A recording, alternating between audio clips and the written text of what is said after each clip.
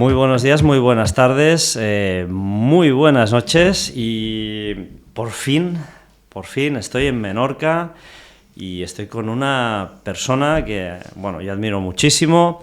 Hacía mucho tiempo que tenía ganas de verte cara a cara, como hoy. Estamos aquí cara a cara y estamos con José Luis López. ¿Cómo estás, José Luis? Pues muy bien, gracias por tu presentación, Artur. Ya me comentó mi amigo y Germanet Miguel Labrador que vendrías por Menorca y para mí, por supuesto, los amigos de mi amigo Miguel y Germanet Miguel Labrador son mis amigos. Entonces no te podía decir que no. Así que sabes que soy muy reacio a todo tipo de entrevistas. Me gusta mucho comentar mis pasiones, la arqueología, Egipto, etcétera, cuando comparto con grupos en Egipto y aquí. Pero siempre he sido muy reacio a este tipo de presentaciones y tal. Entre comillas, soy bastante humilde en todo esto, pero bien. Pues un placer estar contigo aquí. Te agradezco mucho. Tus oyentes y amigos. Te agradezco mucho que nos hayas recibido, tanto a Mari como a mí, en Menorca. Gracias. De esta manera tan hospitalaria. Un placer. Y que nos hayas dedicado lo más valioso que existe, que es el tiempo. El tiempo no vuelve nunca más y nos lo has dedicado y muchas gracias. Yo creo que ciertamente el tiempo es lo único que tenemos. José Luis, antes de empezar, redes sociales, por favor. ¿Qué redes sociales tienes? Si alguien quiere contactarte, porque vamos a hablar de Egipto. Bien. Vamos a decir que tú organizas también viajes a Egipto. Sí. No sé si tienes alguna página web, algún email de contacto. Bueno, yo organizo viajes a Egipto con Expediciones al-Nur, que es con Nuria, una amiga mía que vive en Madrid, que es mujer de Manuel José Delgado, con quien compartí muchos viajes a Egipto y muchas experiencias. Entonces ahora pues organizo viajes con ella. Solemos hacer entre 2 y 3 viajes al año. Me preguntas sobre qué redes sociales. Bueno, lo único que yo... Si alguien quiere hacer un viaje contigo, ¿cómo te localiza? Si alguien quiere hacer un viaje conmigo, se puede poner en contacto directamente conmigo o con Expediciones al-Nur. ¿Cómo? ¿Cómo se pone en contacto contigo? Pues por teléfono. Ahora mismo no tengo el teléfono aquí, pero bueno, si me lo podéis preparar, el viaje de Nuria. Tu número de teléfono. Mi número de teléfono es el 677-679-663. Repítelo, directamente, por favor. Repítelo. 677-679-663. Bueno, pues tomad nota. Con este número de teléfono se pueden poner en contacto conmigo y yo directamente ya les pasaría el contacto de Nuria. Bueno, ahora en abril hacemos un viaje, lo hacemos del 4 al 12 de abril, justo un poquito antes de Semana Santa. Tomad nota porque, bueno, lo que vais a escuchar a partir de ahora es completamente alucinante. Y no solo eso, sino que además, si queréis viajar a Egipto y descubrir todo lo que José Luis nos va a explicar, pues le podéis contactar y hacer estos viajes que son completamente diferentes. Y aparte os digo otra cosa, yo he mirado los precios y no son nada descabellados. Hay viajes por 3.000 euros, aquí estamos hablando de 1.000 y algo, 1.600, 1.800 euros. 1.600, 1.800 euros, o sea, nada descabellado. Bueno, dicho esto, José Luis, yo estoy aquí para investigar varias cuestiones referentes a la isla. Esta es la tercera ocasión que vengo, sí, pero no había podido venir a investigar y entonces he venido a investigar contigo, con Santiago, pero vamos a hablar de esta faceta tuya, que es Egipto. Lo primero que te quiero preguntar es ¿cómo despierta en ti esa pasión, ese interés por Egipto? A ver, realmente yo siempre había tenido una especial predilección por los temas arqueológicos en general, sobre todo por el mundo clásico, mundo griego y romano. De hecho, me especialicé en numismática antigua, clasifico monedas romanas en excavaciones arqueológicas. Esa es una de mis grandes pasiones. Pero siempre tuve la cosita de que tengo que ir a Egipto. Entonces un amigo en una ocasión me convenció para hacer un primer viaje a Egipto. He de decir que en ese primer viaje a Egipto, evidentemente, fue un éxtasis total. Prácticamente no me di cuenta de nada porque para mí fue como descubrir un mundo en el que yo había soñado, un mundo nuevo pero que ya conocía. Es complicado entender eso, pero es como cuando llegas a un lugar y te das cuenta de que perteneces a ese lugar. Era un lugar que trascendía lo puramente arqueológico. Era un lugar donde puedo decir de que el alma siente, el alma trasciende y el alma recuerda. O sea, yo creo que Egipto es mucho más que las piedras y la simple arqueología. Y desde luego tenemos que decir que José Luis colabora activamente con arqueólogos aquí Sí, claro. en las Illes de Menorca, la Illa de Menorca, perdón, en las Illes Balears, y no solo eso, sino que además es un experto en numismática antigua y en todo lo que es la historia de Menorca. Esto hablaremos en otra ocasión. Pero, claro, cuando hablamos de Egipto, cuando hablamos en general de historia, hay dos cosas para mí. La historia física, aquella que nos deja aquellas pruebas, los grabados, los jeroglifos, las tumbas, las pirámides, todas estas cosas que son tangibles y que son interpretables, entre comillas. Y luego hay una segunda parte que no queda nunca escrita, porque no tenemos ningún egipcio, básicamente, delante para preguntarle, oye, ¿esto cómo pasó? ¿Cómo sucedió? Y a partir de aquí nosotros imaginamos o rellenamos esos huecos con interpretaciones o conclusiones que nosotros, como seres humanos o como arqueólogos, acabamos sacando. La cuestión para mí es, ¿la historia de Egipto es tal y como nos la cuenta la arqueología oficial o quedan muchos misterios por resolver? Yo creo que Egipto es un misterio en sí mismo, todo Egipto. La arqueología nos cuenta una historia que más o menos podemos intentar comprender. Pero, ¿por qué conocemos la historia de los egipcios? La conocemos por los grabados que nos han dejado, los jeroglíficos, los textos que nos han dejado. Todo el conocimiento que tenemos de ellos es basado en esos jeroglíficos.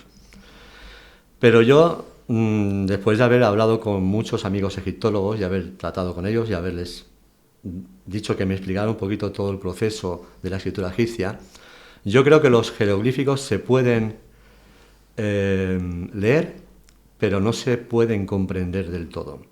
¿Por qué? Digo el por qué. Porque los jeroglíficos no tenían vocales, no tenían artículos, se puede leer de abajo a arriba, de derecha a izquierda, y además hay muchos jeroglíficos en cuestión, porque eran palabras mágicas, que estaban colocados en un texto concreto que había puesto un sacerdote concreto en ese punto específico, y ese jeroglífico que nadie comprende rompe la frase. Es cierto que no es lo mismo decir casa que decir cosa, hay mucha diferencia. Y además, todas las lenguas evolucionan. Cuando yo veo, por ejemplo, en televisión a un egiptólogo, que los hay muy buenos, y en España tenemos egiptólogos muy buenos, pero los veo leer un texto del Imperio Antiguo de forma corrida, y luego los veo en un templo tolemaico leyendo otro jeroglífico de forma corrida, las lenguas evolucionan. Nosotros no podemos coger un texto de, por ejemplo, Cervantes y comprenderlo, leerlo como si fuese un texto actual. O sea, hay mucha diferencia. Las lenguas evolucionan. Los jeroglíficos evolucionaban también. Pero como he dicho antes, creo que se pueden leer, medio comprender, pero es muy difícil poderlos descifrar. Por eso. Por ejemplo, vamos directamente al templo de Dendera, donde hay unos grabados que tú conoces muy bien. Sí. Una especie de nave espacial. Algunos dicen que, algunos arqueólogos dicen que son pareidolias, pero resulta que hace muy poquito hablé con un buen amigo mío, Felipe Botella, que también va bastante a Egipto, y me dice, no, que van a ser pareidolias, y justamente esos grabados mismos se repiten a una altura de 30 metros un poquito más a la izquierda. Sí. Claro. Y esos grabados a fecha de hoy continúan siendo un misterio, tanto si son grabados que se han hecho encima de otros grabados, como si son grabados que son originales. ¿Qué nos puedes decir sobre estos grabados? ¿Qué representan? Yo esos grabados los he visto muchas veces, ciertamente, y es muy difícil interpretarlos. Yo creo que el templo de Dendera es un templo del misterio en sí mismo. El templo de Dendera nos cuenta una historia de las vivencias que tienen los egipcios con el cosmos. O sea, realmente yo creo que el templo de Dendera no es un templo tolemaico en sí, es un templo sobre otros templos, es un templo muy antiguo, un templo posiblemente de las primeras dinastías. Sobre lo que tú me preguntas sobre qué representan esos grabados, pues te diré que no lo sé, Artur. Los he mirado muchas veces, los he estado estudiando, he dado 1000 vueltas. Lo único que te puedo decir es que son grabados mágicos. Son grabados mágicos porque es imposible yo te digo que después de mis más de 40 viajes a Egipto, creo que es imposible entender y comprender la civilización egipcia sin intentar entender los dos conceptos básicos sobre los cuales estaba basada esa cultura. ¿Qué conceptos son? Son Maat, el orden universal surgido del caos, donde el faraón era el principal garante en la tierra, y Geka, que podríamos traducirlo como magia, la magia con la que los dioses daban vida y fuerza y forma a toda la creación. Esos dos conceptos. Como te digo, el templo de Dendera se atribuye a Cleopatra, pero cuando caminas por los exteriores del templo de Dendera, te das cuenta de que está todo lleno de columnas, de restos de templos de las primeras dinastías. Los templos egipcios no se colocaban en un lugar concreto o un lugar de forma casual. Yo creo que un sacerdote, posiblemente un zahorí, delimitaba los márgenes del templo buscando las líneas magnéticas, las líneas de fuerza de la Tierra. Entonces, delimitaba el templo. Por eso los templos en algunas ocasiones desaparecen o simplemente se cambian de lugar, se trasladan, porque esas fuerzas, esas energías iban cambiando. Y eso es magia para los egipcios. Porque los egipcios establecen hay varias relaciones, digamos, muy místicas que los egipcios establecen. La primera es el lugar de sus construcciones, donde construyen. La meseta de Gizeh es un lugar que cuando llegas a él, no sé, a mí me dio un subidón como a ti muy bestia, es imposible de explicar, la gente tiene que ir a vivirlo. Pero además los egipcios tienen una relación muy especial con la muerte y con no sus deidades, sino su deidad o las diferentes propiedades de sus deidades, porque antes me has comentado algo muy interesante, y es que los egipcios en realidad eran monoteístas. ¿Lo entendí bien o lo entendí mal? Lo entendiste bien. Lo entendí bien. Eso para mí es completamente nuevo, porque yo pensaba que Anubis era un dios, que pues no sé, que todas las representaciones son dioses diferenciados, pero resulta que no, que tú me dices que si nos remontamos más atrás en el tiempo, tú descubres algo. Yo creo que en el principio la religión egipcia es monoteísta. En el principio hay un solo Dios que crea. Y creo que eso es así hasta el Imperio Medio. Yo creo que todos los dioses se asocian a Ra por sincretismo religioso hasta el Imperio Medio. Por ejemplo, Ra-Horaktli, Amon-Ra, etc. Y creo que es a partir de las conquistas que va teniendo Egipto a lo largo del tiempo, cuando esos dioses, que en un principio solo son conceptos del primer dios creador, Ra, con el tiempo van creando personalidad propia. Es un poco lo que pasa con la Iglesia Católica. En el principio solamente está Padre, Hijo y Espíritu Santo. Pero si entramos en una iglesia actual, hoy en día la iglesia está repleta de santos. ¿Qué son esos santos? No son nada menos ni nada más que dioses menores. Dioses menores que toman fuerza por la intercesión del Dios mayor, que es Dios. ¿No? Yo creo que en Egipto pasa un poco eso. Los dioses van evolucionando teniendo personalidad propia, cuando en un principio son, para mí, conceptos de un único Dios primordial. Yo creo que todo el tema de Akenatón, del cual se ha hablado tanto, el faraón hereje y tal, yo creo que es que Akenatón lo que pretende es volver a los orígenes egipcios de la religión egipcia, los orígenes del Dios creador, del único Dios creador para ellos, Ra. Cuando viajamos a Egipto muchas veces se nos escapan muchas cosas. Viajamos a Egipto, visitamos los monumentos principales, el mercado, no sé qué, las tumbas, la ciudad de los muertos, las pirámides, la Gran Esfinge, otro enigma enorme, por cierto. Pero claro, ¿cómo deberíamos visitar Egipto? Y según tu experiencia, que llevas ya más de 40 viajes a Egipto, ¿cuáles son por general, todas aquellas cosas que nos perdemos cuando viajamos de una forma totalmente, podríamos decir, estandarizada. Yo creo que el principal problema cuando vamos a Egipto en un viaje organizado es que vamos, suele ser un viaje puramente turístico. O sea, vemos las piedras y vemos y oímos lo que nos dice el guía egipcio que nos ha tocado en ese momento en la excursión. Pero, claro, Egipto es mucho más. Cuando vamos a Egipto tenemos que intentar comprender y ponernos en la piel del egipcio que vivió hace 5.000 años en los lugares que estamos visitando. Que no es el mismo que vive ahora. Que no es el mismo que el de ahora. Para nada, no tiene nada que ver. Entonces, yo creo que hay muchos lugares en Egipto que han sido profanados. Profanados por el hombre actual. O sea, cuando entramos en un templo egipcio, tenemos que tener en cuenta que eran lugares de veneración.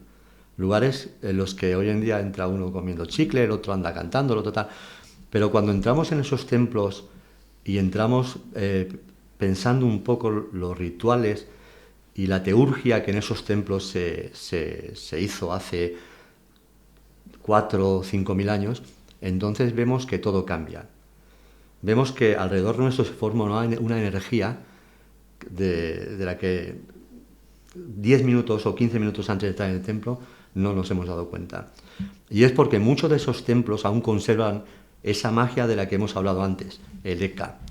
Cuando entras, por ejemplo, te contaré una pequeña anécdota que me pasó en un viaje que hice con mi amigo Manuel José Delgado, que ya no está con nosotros y al que recuerdo mucho porque de él aprendí muchas cosas. Recuerdo una ocasión en un viaje que estábamos, Manuel Delgado, yo estaba con él, ese viaje lo hice yo con él, lo organizó él, y estábamos con un grupo de personas. Y en un momento dado una persona se me acercó, una señora que yo no había visto en mi vida para nada. No había visto para nada y se me acercó y me dijo, sabía que yo me llamaba José Luis porque estaba en el mismo grupo con nosotros y era el segundo día que estábamos en Egipto. Se me acercó y me dice, oye José Luis, ¿me puedes acercar al templo de la diosa Sekhmet? Que está así de la nada. Así de la nada.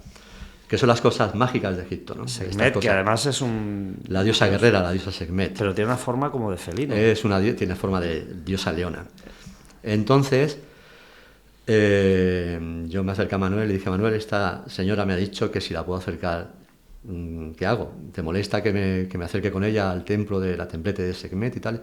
Entonces Manuel me dijo, no, ves con ella, no pasa nada, acércate con ella, estamos por aquí y luego cuando terminéis de ver el templo, volvéis. Entonces yo empecé a caminar hacia el templete, que está saliendo un poquito de la gran columnata de la sala hipóstila. Hay que caminar como unos 150 metros.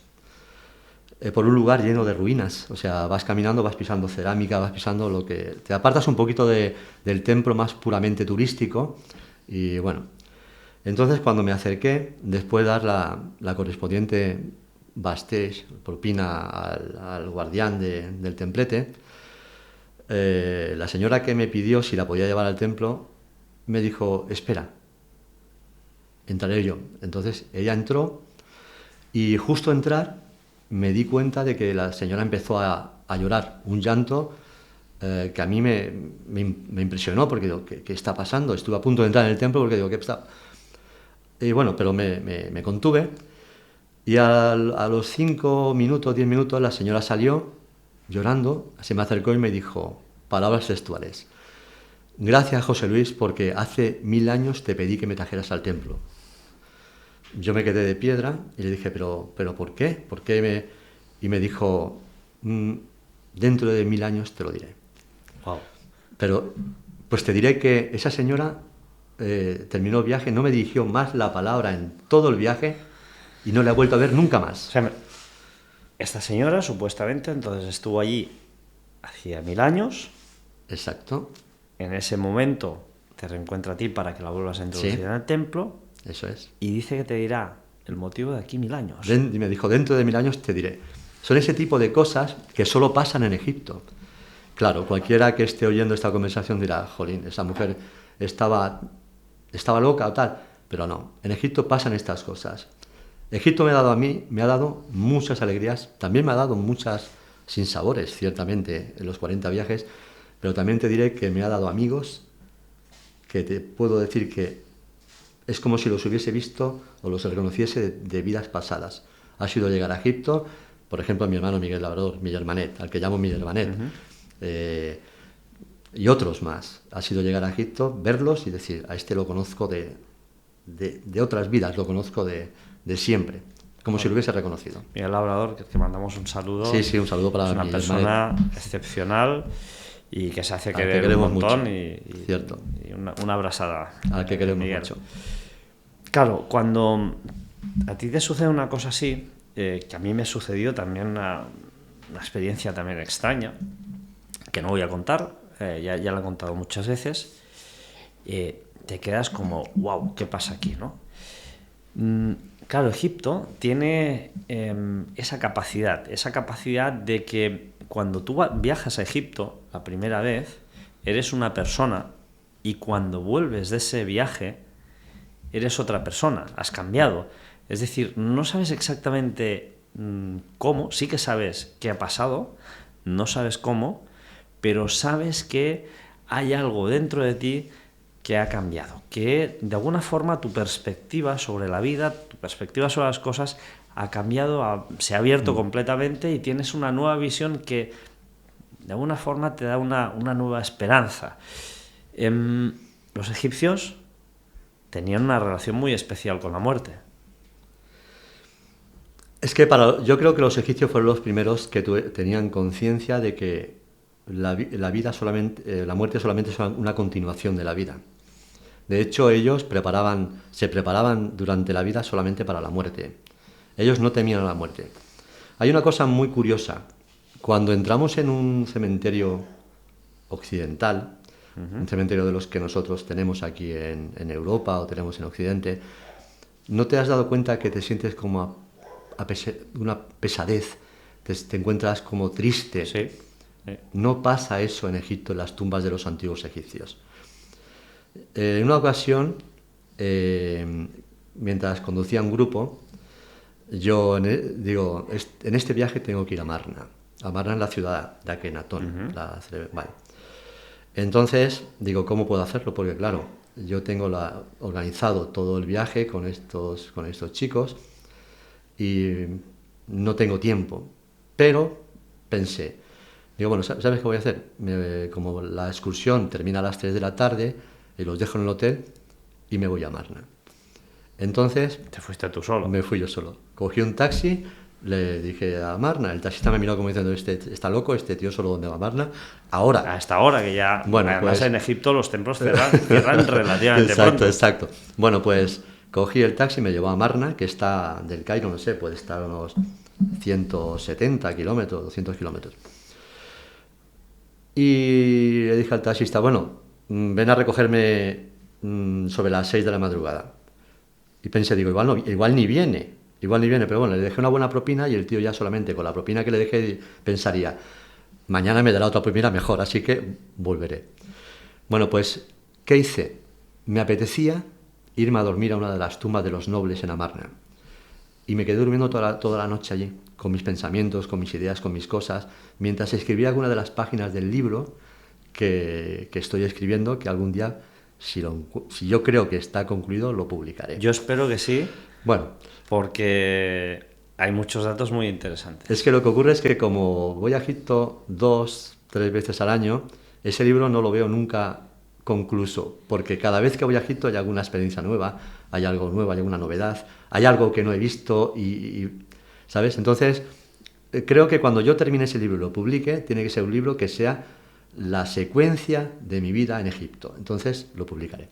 Estamos en Amarna. Estamos en Amarna. Bueno, pasé la noche. ¿Qué pasa en esa tumba? En esa tumba, las cosas que pasan en esa tumba no las voy a contar, vale. Artur, porque son cosas que solamente son vivencias mías y que la gente quizás no entendería. Pero si te contase, no lo creerías. Yo también te voy a decir que no voy a contar lo que experimenté ayer en un sitio muy especial aquí en Menorca. Bueno, pero luego me lo cuentas fuera de... Te lo cuento fuera. Venga. Pues bueno, por la mañana ese taxista concreto se presentó, me recogió, me devolvió al hotel. ¿A las 6 de la mañana? A las 6 de la mañana, en punto puntual.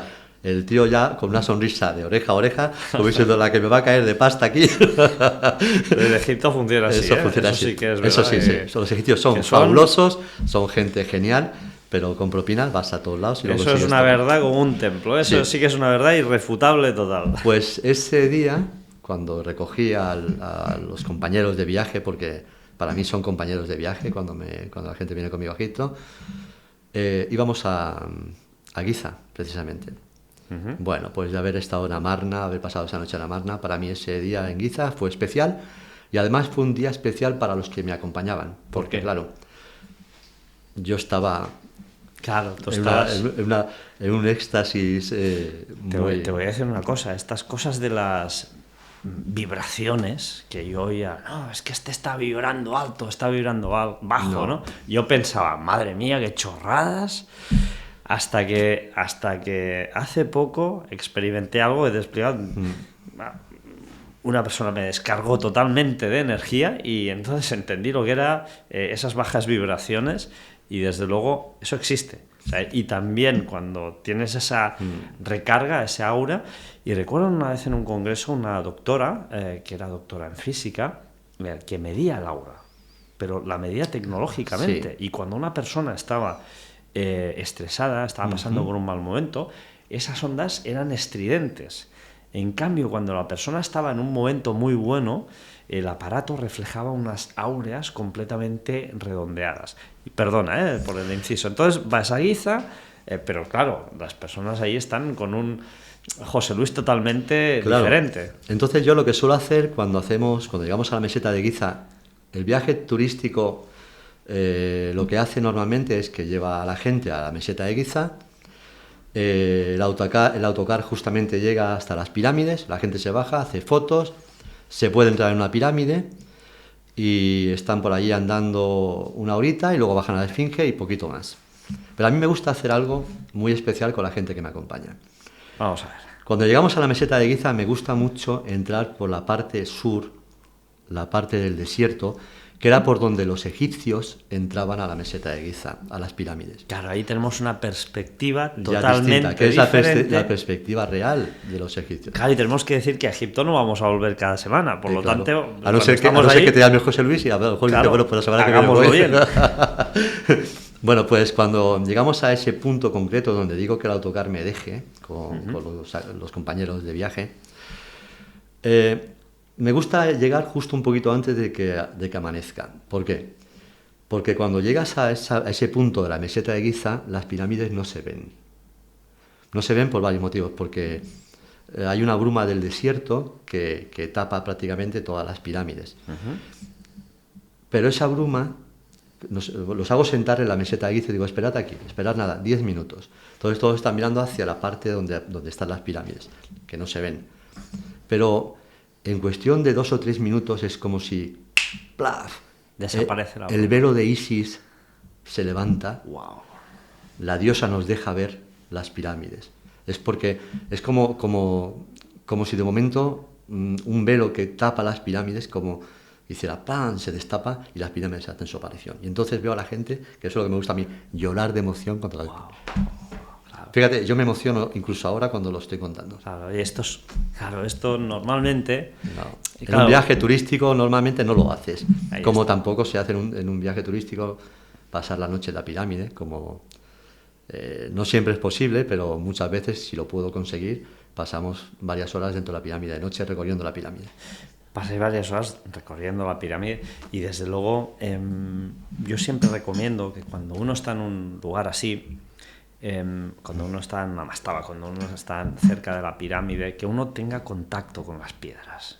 Eso es muy importante. Ahí suceden cosas. Es muy importante. Pero claro, hay que tener contacto con las piedras. Dentro de la pirámide se puede tocar la pirámide sin ningún problema. Pero hay lugares donde no se debe tocar la piedra, Artur. Por ejemplo. Los jeroglíficos. Bueno, evidentemente Porque... las pinturas, cuando digo piedra, digo piedra tallada. Pero sí, que no las tiene piedras nada, se pueden tocar porque además las piedras nos hablan. Claro. Las piedras mantienen una vibración. Todo es sonido y vibración. Todo. O sea, todo lo que nosotros vemos es porque vibra con una fuerza parecida a nosotros. Porque nuestros 4 sentidos permiten que veamos estos objetos, porque vibran en una conexión con nosotros. Pero en Egipto hay mucho más. Yo creo que... Bueno, tú sabes que Steve Hawking, que era un científico que no creía nada más que lo que él podía precisar con las matemáticas. Él decía, las matemáticas me dicen esto, entonces esto es real. Si yo matemáticamente no lo puedo constatar, es que no es real. Entonces una vez le dijeron a Steve Hawking, a ver, ¿tú crees que hay algo más fuera de la vida material que tenemos y de lo que palpamos con nuestros sentidos? Y él dijo, yo no sé si hay algo más, pero a mí las matemáticas me dicen que hay 17 dimensiones. Esto lo dijo Hopkins. Lo dijo Hawking. Que Dice, no era... Exacto, que no era Baladí, que era Hawking. No era Dijo, Arthur Oms, exacto. que no soy nadie. O José Luis. O José Luis. Entonces él dijo, ¿qué hay en esas otras dimensiones que nosotros no podemos captar con nuestros sentidos? Qué bueno. Claro. Entonces es como dejar un pie a que hay algo detrás de todo. Claro, es que los seres humanos tenemos esa perspectiva tan corta, ¿no? Parecemos Sí. burros con esas orejeras, ¿no? Con esas, no sé cómo se llaman, que al final tú solo puedes mirar en una dirección. Sí. Y parecemos asnos siempre en la misma dirección. Pero evidentemente, igual que los perros pueden escuchar sonidos que nosotros Sí. no podemos escuchar, y hay un amplio abanico de colores que nosotros no podemos ver, frecuencias, etcétera, etcétera, hay otras dimensiones. Y esto también está muy relacionado con la ufología también, que es Sí. el campo que a mí más me apasiona, ¿no? Que muchas veces podemos llegar a interactuar con esas dimensiones diferentes sin de alguna forma buscarlo, de una forma totalmente accidental. Pero cuando estás en Egipto, cuando estás en un lugar de poder como la Gran Pirámide, ahí sí que puedes llegar casi prácticamente a interactuar con alguna de estas dimensiones. Yo creo que la Gran Pirámide, porque te comento sobre la Gran Pirámide porque es el comentario que tú has hecho hace un momento, has hablado sobre la pirámide. Y espera, y te quiero hacer otra pregunta. Aparte de esta, si se puede conectar con alguna de estas dimensiones, ¿y qué es la Gran Pirámide? ¿O qué era, si no era una tumba? Bueno, decir que es la Gran Pirámide es un poco... es complejo. Yo te puedo hablar de lo que yo creo que es la Gran Pirámide, según mi experiencia personal, ¿vale? Que no quiere decir que yo esté en posesión de la verdad, porque en realidad todos los conocimientos que tenemos en la vida son producto de nuestras experiencias, ¿vale? Yo después de 40 viajes a Egipto, yo creo que son más, creo que son 42. Yo creo que después de 42 viajes a Egipto y haber visitado la pirámide en multitud de ocasiones y haberla recorrido toda la pirámide, porque Cámara del Caos, Cámara de la Reina, conocer prácticamente todas las piedras de la pirámide y haber hecho algunos experimentos dentro de la pirámide, yo creo que, y ahora algunos te dirán, José Luis está chalado por lo que te va a decir ahora, yo creo que la Gran Pirámide es un lugar donde por sonido y vibración los sacerdotes no egipcios entraban en contacto con sus dioses. Todo es sonido y vibración. De hecho, incluso la Biblia empieza con in principium erat verbum, el sonido. Sí. Y si retrocedes en las culturas de la antigüedad o te vas a la India o incluso los cantos gregorianos actuales, todo es la voz. Om, o los cantos gregorianos, todo es por sonido y vibración. Yo creo eso. Los mantras son capaces los de mantras son capaces de otros... los mantras son capaces de hacer que por sonido nuestro mundo y el de sus dioses y el de los dioses entren en conexión. En una ocasión hicimos un experimento con nuestro amigo común Santi, con el que también hemos estado estos días. Entramos en la Gran Pirámide los dos solos. Entonces, no es lo mismo entrar en la pirámide cuando entras que sabes que han entrado 20, 30 personas y hay sonidos, hay ruidos, hay voces, cada uno habla, da su opinión. Pero en una ocasión entramos los dos solos e hicimos un mantra en la pirámide, un mantra suave, sutil. Om. Entonces, el sonido, sin que nosotros aumentásemos la potencia de voz, el sonido aumentó. Om. Subió. Paramos el mantra de golpe. El sonido se mantuvo en alto y luego de golpe hizo ¡bum! Y cayó de golpe. Entonces, Santi y yo dijimos, esto es una caja de resonancia. La pirámide es una caja de resonancia. para contactar emitir sonidos con en sus diferentes dioses. vibraciones, quiero decir. Exacto. Yo creo que en Egipto hay 100 y pico de pirámides, pero de las 100 y pico de pirámides hay 7 que no tienen ningún tipo de conexión con el resto. Se ha oído hablar mucho sobre si las pirámides eran tumbas o no eran tumbas. Yo creo que sí, las pirámides fueron tumbas. De hecho, las pirámides de la quinta dinastía en adelante, en ellas podemos ver los textos de las pirámides, donde, leyendo los textos, que ya te digo que se pueden leer, pero no del todo interpretar, pero se pueden leer y se puede hacer una idea de lo que más o menos dicen. Eso es verdad. En todos los textos de la pirámide, por ejemplo la de Unas, el nombre del faraón encabeza la lista principal de cada texto. Unas, el texto, ¿no? Y en muchos de ellos sí, hace mención al entierro del faraón y a que el faraón trasciende en ese lugar a las estrellas, etc. Pero hay 7 pirámides en las cuales no hay ningún texto, por mucho que los arqueólogos e egiptólogos digan que han descubierto que la cuadrilla de Keops dejó un grabado dentro de la pirámide. Eso es absurdo. En Keops no hay ningún texto. Es absurdo. Es absurdo porque los egipcios dividían el cuerpo en diferentes partes materiales e inmateriales.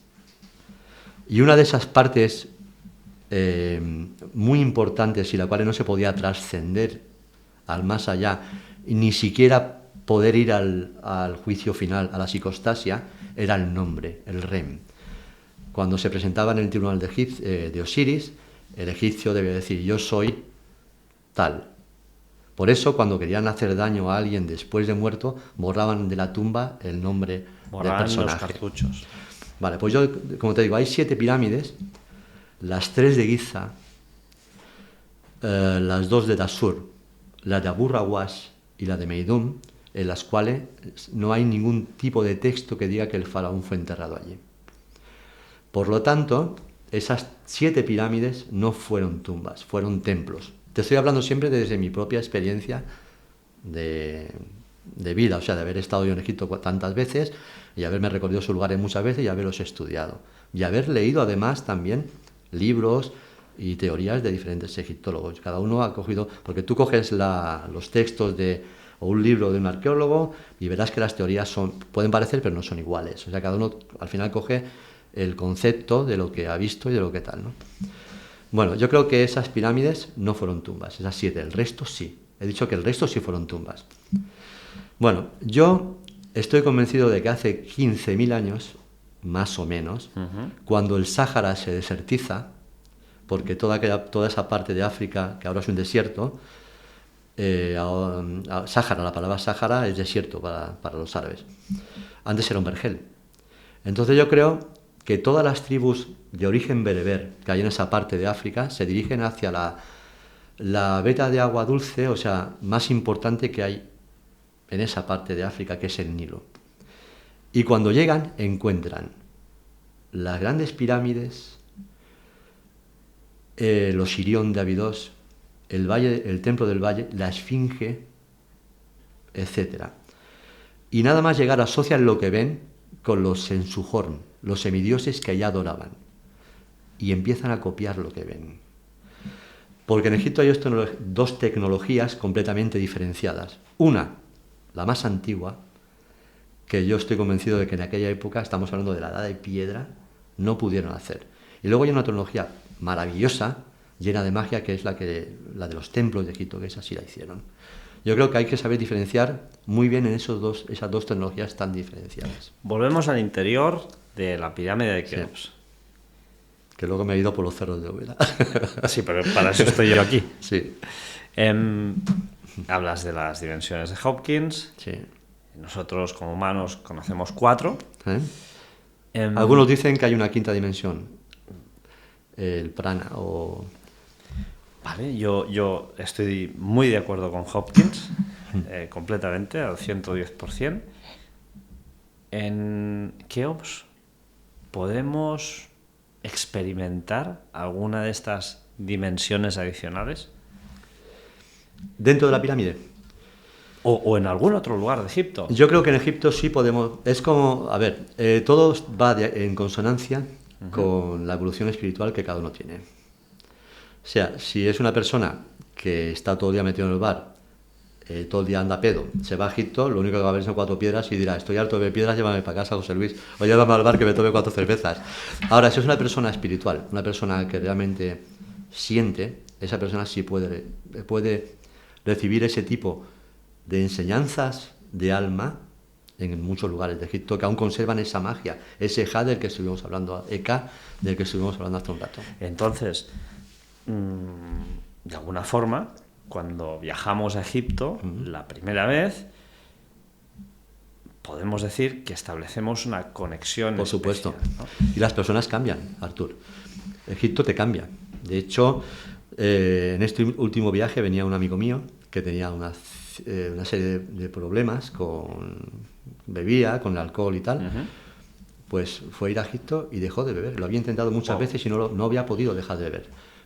Hizo ese viaje conmigo a Egipto, tuvo una serie de experiencias allí y cuando vino dejó de beber. De hecho, el otro día hablé con él y me lo comentó. Dice, José Luis, no he vuelto a probar una gota desde que vine a Egipto. Y me había sido imposible con médicos y con todo tipo de terapias dejar de beber. En cambio...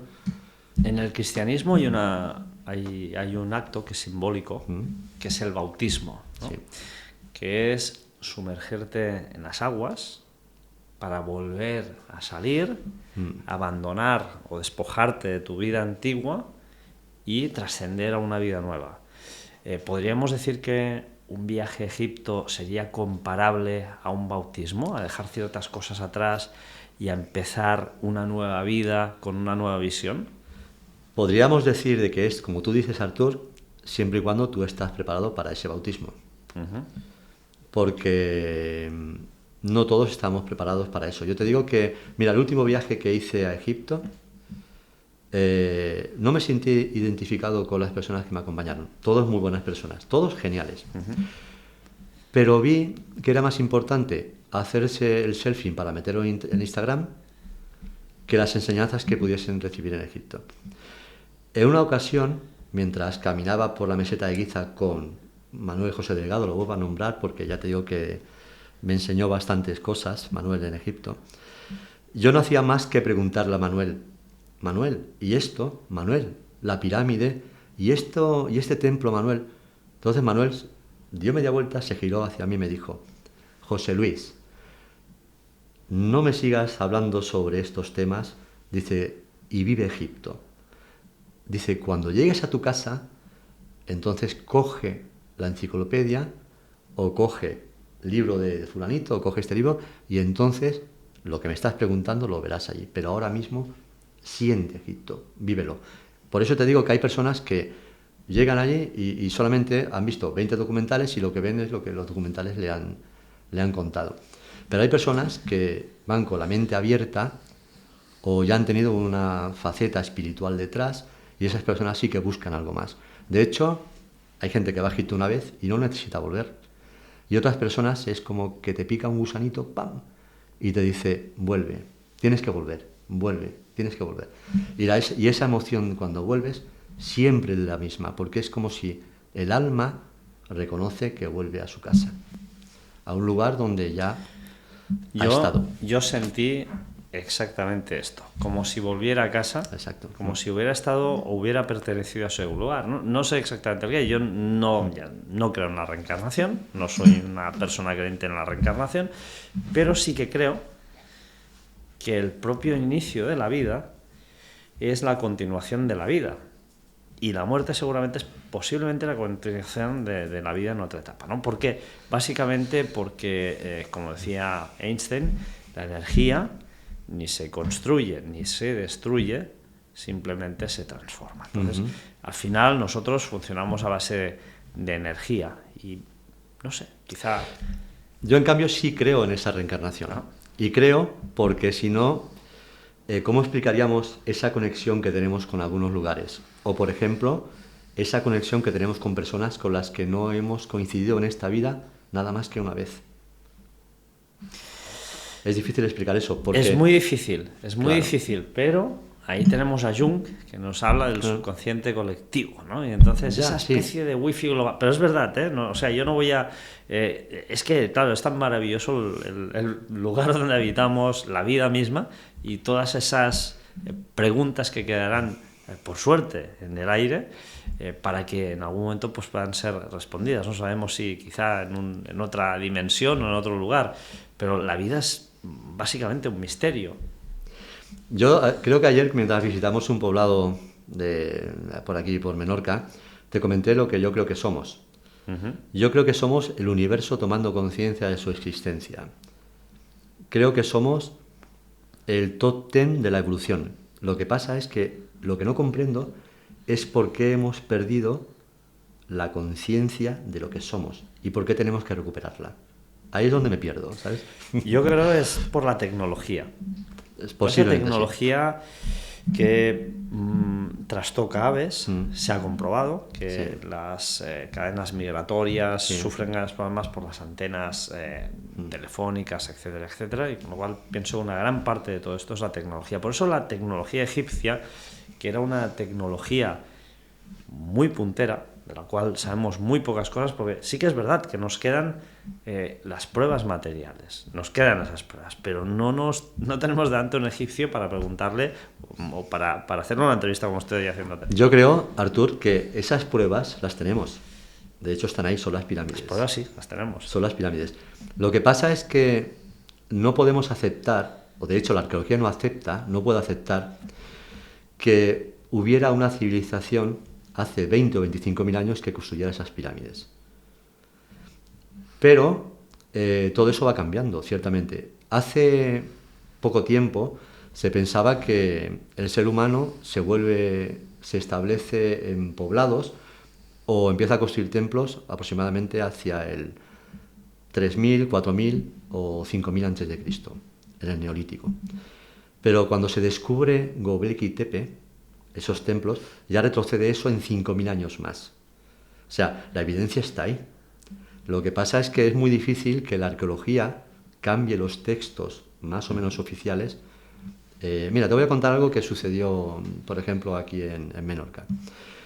Hace años vino un geólogo vasco y estuvo pasando unos días de vacaciones en la parte norte de la isla, concretamente en Minimenlá. Entonces, casualmente, él empezó a descubrir en el suelo unas pequeñas lascas de sílex, de un sílex que hay aquí en Menorca, radiolita, que le pareció que estaban talladas. Entonces cogió varios, se los llevó al hotel donde estaba hospedado, las estudió un poquito esa noche y llegó a la conclusión de que eran útiles mesolíticos. Útiles mesolíticos que él podía datar, además lo podía hacer porque era su profesión, sabía de lo que estaba viendo. Los dató en 8 o 10.000 años. E incluso él llegó a la conclusión de que los había visto prácticamente iguales en museos del sur de Francia y en Madrid, en el Museo Arqueológico. Vale, este hombre recoge unos cuantos, los lleva al Museo de Menorca, publica en el diario Menorca un poquito la historia esta, y se habló muchísimo durante unas semanas. Pero es que aquello se ve que se ha olvidado, se ha metido en un cajón y no se ha vuelto a hablar más de eso. ¿Por qué? Porque eso retrocede en más de 5.000 años las primeras incursiones de los prehistóricos en la isla de Menorca. Y no solo eso, sino que además podrían entrar en jaque otros conceptos como el de la evolución. Claro, también. Y ahí, eso pasa mucho en Egipto. Claro. En Egipto ya hay unos conceptos más o menos ya establecidos, unas cosas que dicen, bueno, esto se hizo así, hay la lista de faraones, pero claro, si empezamos a estudiar la lista de faraones, hay muchos faraones que vivieron 90 años, por ejemplo, ¿sabes? ¿Y qué pasa ahí en medio?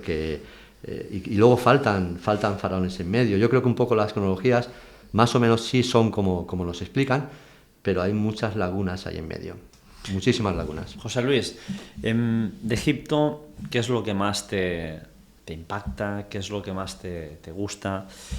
Hay muchas ciudades.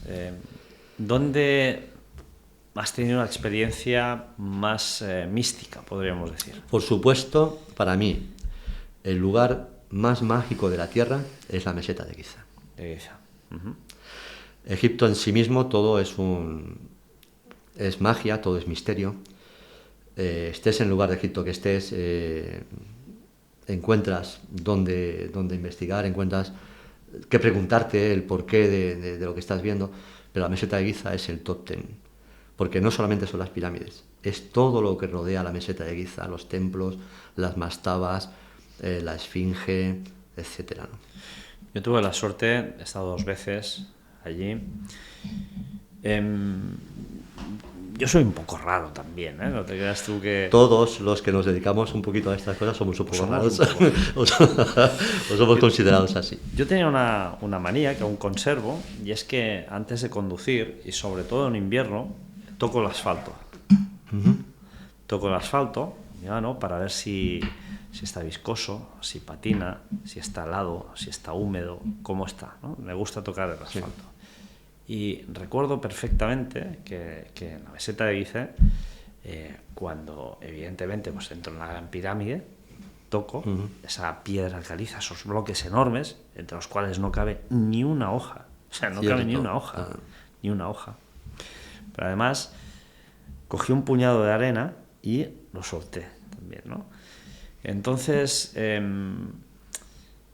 para mí, eso fue como una especie de tener o entrar en una conexión con ese objeto. No sé si te ha pasado alguna vez que vas conduciendo por la carretera y ves 2 coches exactamente iguales, pero uno de ellos tiene algo que te recuerda al tío que lo conduce.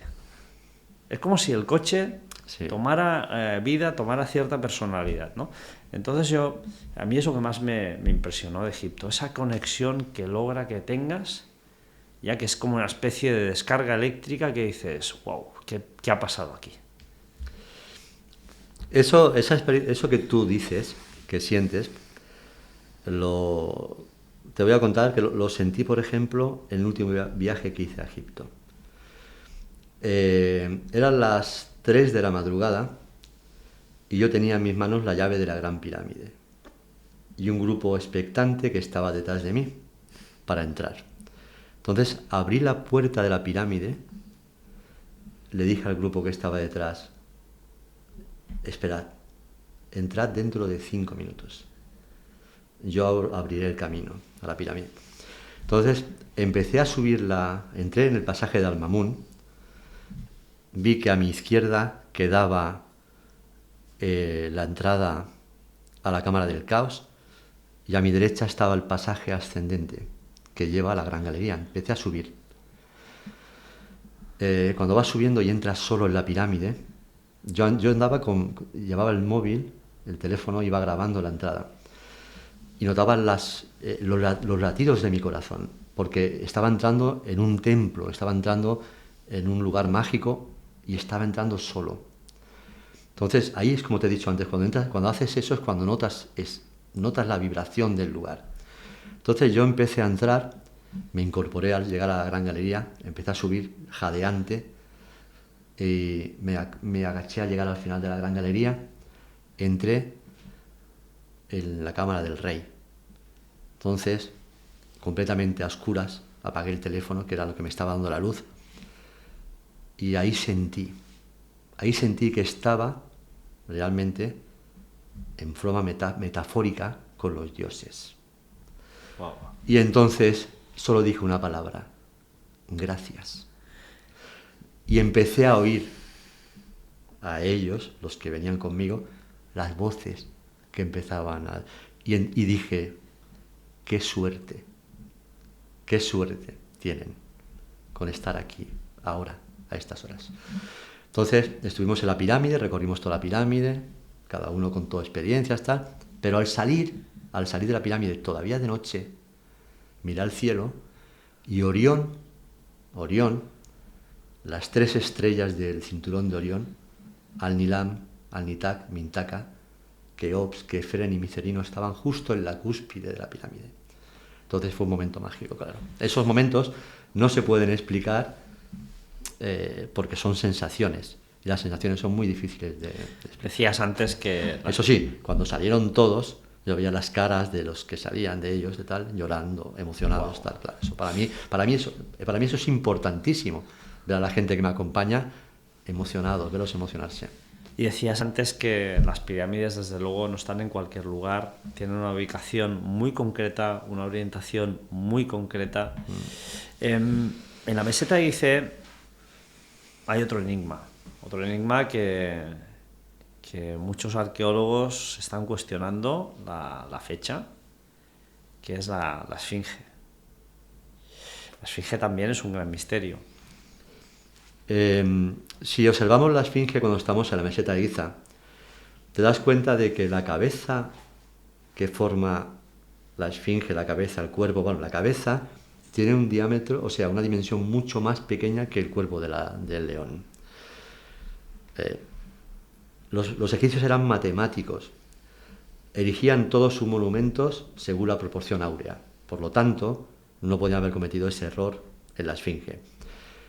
Yo creo que la Esfinge es muy anterior y es otro de esos monumentos que hemos dicho de las dos tecnologías, la tecnología más antigua y otra tecnología más reciente.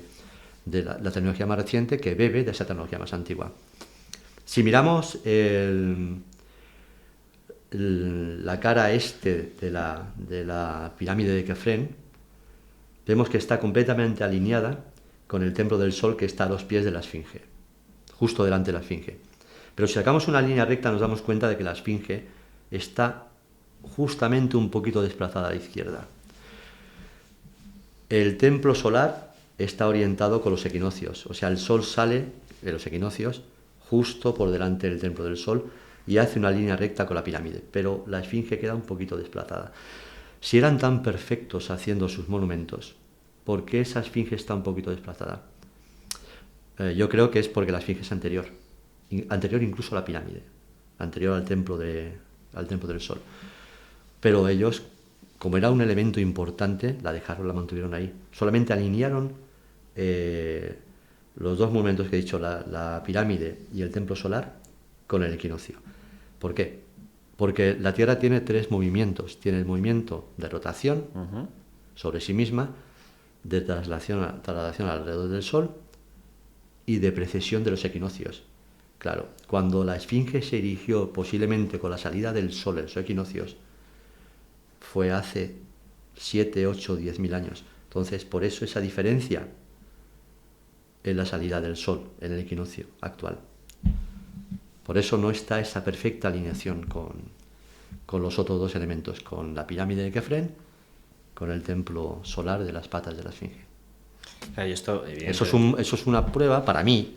Otro dirá que no, pero para mí es una prueba de que la Esfinge es anterior. Y esto puede evidenciar, evidentemente, que es muy anterior. Muy anterior al resto de... Bueno, que hay un debate en la comunidad científica y en la comunidad... Que posiblemente hay otra Esfinge en la meseta de Giza. Porque si vemos la estela que está delante de las patas de la Esfinge, vemos que hay dos Esfinges.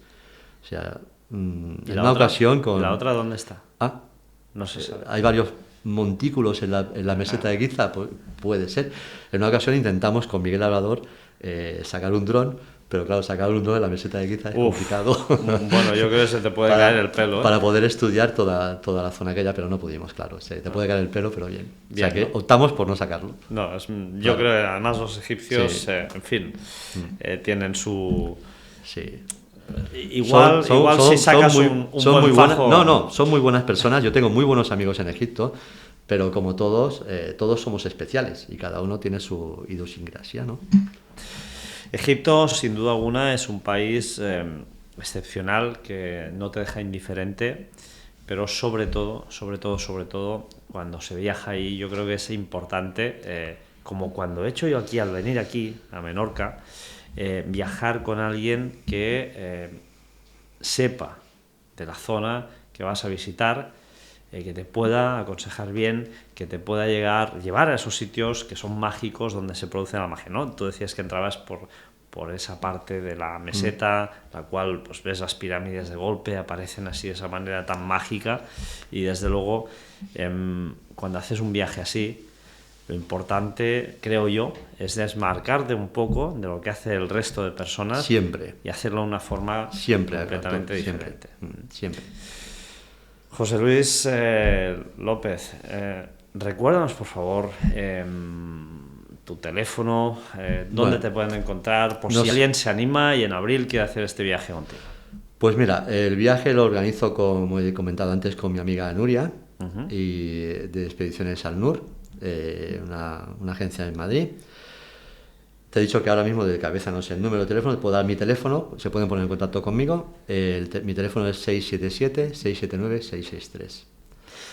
Y ya digo que son viajes que salen un poquito fuera del tema turístico. Un poquito, no, bastante. Bueno. O sea, totalmente fuera del tema turístico. O sea, salen fuera del tema turístico. Sí, pero es la manera de conocer las cosas de una forma completamente diferente y tener una experiencia, porque al final, tú sabes muy bien, hay dos maneras de viajar. Una, pues como borregos todos ahí metidos, y la otra, tener una experiencia. Estoy de acuerdo. Una experiencia que al final...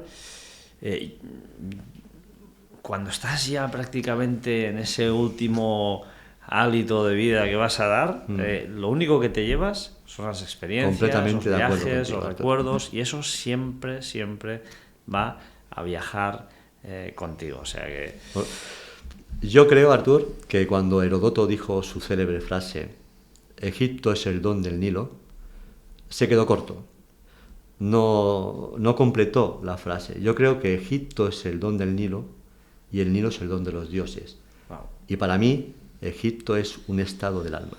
No, y desde luego también otra cosa excepcional en Egipto es ver en medio de un desierto ese río, que es el Nilo, que es una experiencia que no se puede explicar con palabras, o sea, hay que verlo, pues es algo realmente increíble, ¿no? Igual que yo la primera y única vez que he visto el Amazonas, cuando vi el Amazonas se me saltaron las lágrimas. Hostia, lo he visto miles de veces en documentales. No es igual. Y no es igual. No es lo mismo. La mano en el agua. No es lo mismo, Artur. Y por cierto, ¿tú te has bañado en el Nilo? Yo he estado a punto de ahogarme en el Nilo varias veces.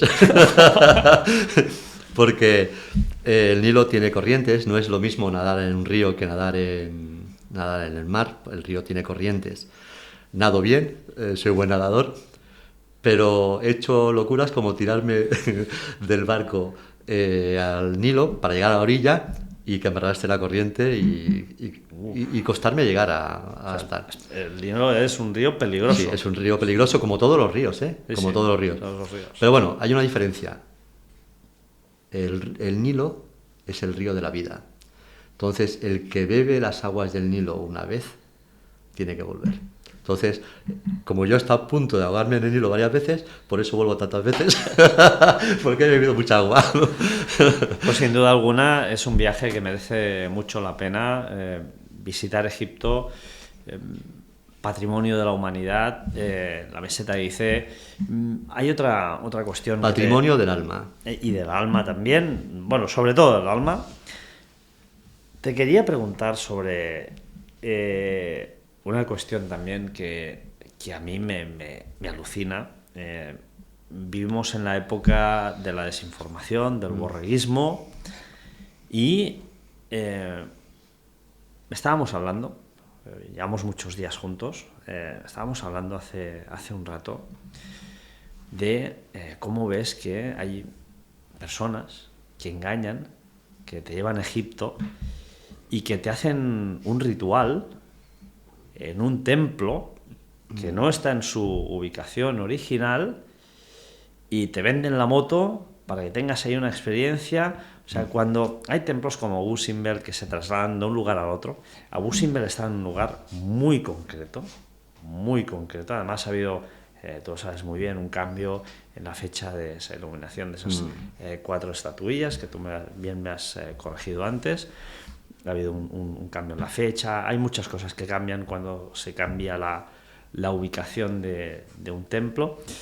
Pero claro, cuando ves que personas llevan a gente y les hacen hacer, pues vais a experimentar aquí porque esto es imposible, porque ese templo ya no está en su ubicación original y esa ubicación era ahí por algún motivo. ¿Cómo te sientes tú? Pues me siento triste, Artur, porque ciertamente yo creo que en la sociedad en la que vivimos hoy en día hay muchas personas que necesitan un maestro, necesitan un gurú, porque es una sociedad pervertida. Entonces hay personas que no encuentran su lugar en el mundo. Entonces, este tipo de personajes del que me has hablado, que yo he conocido varios, no daré nombres, pero los he visto incluso en viajes en los que yo he estado. Yo conozco varios, ¿eh? Yo también en presente, ¿eh? Yo también conozco algunos en presente. Entonces, he visto, por ejemplo, cuando hay templos que conservan la magia, la fuerza y ese K del que hemos hablado, la magia, con la que los sacerdotes y los dioses configuraban el templo, o sea, sobre todo los sacerdotes. Te he comentado antes que el templo estaba delimitado por un sacerdote, posiblemente un zahorí, que decía: aquí están las líneas potentes de la tierra y aquí se debe construir el templo. Y esas líneas incluso podían cambiar y el templo simplemente se desplazaba. Ese templo quedaba olvidado y se construía un templo al lado, porque ese templo había dejado de tener la función para la que fue construido. Bueno, yo he visto, por ejemplo, en templos como el templo de Abu Simbel, del que tú has hablado antes, donde se producía la magia del sol que entraba por el eje del templo y iluminaba a los tres dioses de la luz: Amon-Ra, Ra-Horakhti, Ramsés, el faraón, asociado a esos dioses, y dejaba en la oscuridad a Ptah, el dios de la oscuridad. Eso se producía 2 veces al año, el día de la coronación del rey y el día de su nacimiento. Pero bueno, eso estaba hecho para potenciar la fuerza de un faraón concreto, ¿vale? De la magia de un faraón. Pero hay templos, como el templo de la diosa Isis en Philae, que fue desplazado de la isla donde estaba construido a otra isla porque la presa iba a inundar el templo y para que se pudiera preservar. Vale, está bien, porque ese templo ahora lo podemos contemplar. Yo he estado en el templo. Es muy bonito, es un templo. Muy bonito. Pero ese templo ya... barcas, sí, es precioso. Pero ese templo ya no guarda ni las dimensiones ni la forma que tuvo en su origen el templo, porque gran parte del templo original aún sigue enterrado, aún sigue sumergido en las aguas de la presa. Entonces, cuando llegan allí ciertos personajes y empiezan a cantar mantras y a hacer allí rollos espirituales, yo pienso, digo, estás engañando a la gente. Aquí la única magia que hay en este templo ahora mismo son las cruces templarias que están grabadas en la entrada del templo. Claro. Que eso sí te puede trasladar a esa época, pero el resto del templo ya no está preparado para hacer lo que tú estás haciendo ahí. Que muchas veces no hace falta ni hacer esto. No hace falta ni hacer esto. Simplemente, Cierto. Lo que hice yo ayer en una tabla, sentarte, ver cómo cae el sol, Sí. y disfrutar el momento. Es suficiente. Nada más. Es suficiente. Y también tener ese contacto con la base de la tabla, con alguna piedra, con ese conjunto donde estás. Saber que formas integrado. que formas parte de ese lugar en el que estás. Y ahí surge algo que no se puede explicar y que cada uno lo vive de una manera diferente. Eso es magia, como te he dicho antes. Repito esa palabra, Eka, magia. Y orden. Todos los templos de Egipto están construidos según esos 2 conceptos que te he comentado al principio. El orden, Maat, y la magia, Eka. Bueno, evidentemente, si viajamos contigo, también podremos ver los museos, me imagino. Ah, por supuesto, claro. Y también veremos lugares donde estarán llenos de turistas, porque haremos el crucero por el Nilo y estaremos en lugares donde veremos turistas y tal, pero lo importante de estos viajes es intentar, en cuanto se pueda, apartarte del turismo e intentar vivir a Egipto de una forma diferente. De la forma en la que lo vivían los antiguos egipcios, claro. Intentarlo por lo menos. José Luis López Delgado, muchísimas gracias, amigo mío. Gracias a ti, Artur. Sabes que ha sido un placer. Sabes que has conseguido algo que poca gente consigue, que es hacer esta pequeña entrevista. Y grabarte en vídeo. Y grabarme en vídeo sobre todo, sabes que me cohíbe que me graben en vídeo. No, yo espero que te hayas sentido muy cómodo contigo, por supuesto. Y que, bueno, agradecerte nuevamente. Muy cómodo contigo y... todo este tiempo que nos has dedicado, en plural, a Mari. Con muchísimo a mí, gusto, con muchísimo gusto. Bueno, tanto tú como tu compañera. Sí, claro, con muchísimo evidentemente, muchísimas gracias. Gracias a ti, Artur. Y te emplazo para que podamos hablar también, no te creas que te voy a dejar ir así de fácilmente, para que podamos hablar sobre Menorca. Cuando tú quieras. Muchas gracias. A ti.